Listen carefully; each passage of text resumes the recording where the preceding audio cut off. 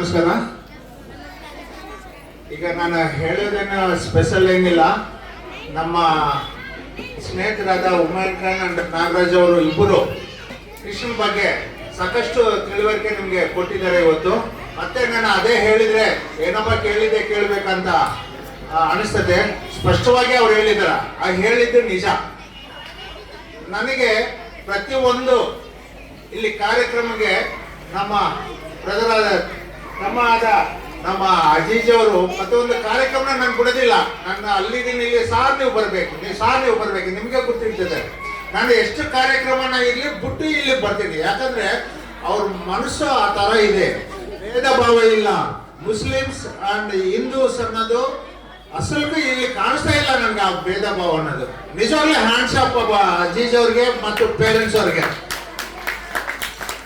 ಇನ್ನೊಂದು ಕೃಷ್ಣ ಪರಮಾತ್ಮ, ರಾಧಾ, ಗೋಪಿಕೆಗಳು ಅಂತಾರ, ಅವರೆಲ್ಲರೂ ಇವರೆಲ್ಲದ್ರ ಮೇಲೆ ಇದಾರೆ. ಭಗವಂತ ಇದ್ದಾನ, ರಾಧಾ ಇದ್ದಾರ, ಗೋಪಿಕೆಗಳು ಇವ್ರ ಎದುರಲ್ಲಿ ಇದಾರೆ ಅಂತ ನಾನು ನಿಮ್ಮ ಮುಂದೆ ಹೇಳಿಕ್ಕೆ ಇಷ್ಟಪಡ್ತಾ ಇದ್ದೀನಿ. ಪೇರೆಂಟ್ಸ್, ಒಂದು ಸಮುದಾಯ ಅಂತ ಮೊನ್ನೆ ಸಂಡೇ ಅಲ್ಲಿ ಕಿಂಗ್ಸ್ ಪ್ಯಾಲೇಸ್ ನಲ್ಲಿ ನಡೀತು. All caste Muslims, Christians and Hindu. ನಿಜವಾಗ್ಲೂ ಅಂತ ಕಾರ್ಯಕ್ರಮ ನಾನು ನೋಡಿದ್ದು ಫಸ್ಟ್ ಟೈಮ್, ಮಾಡಿರೋದು ಫಸ್ಟ್ ಟೈಮ್.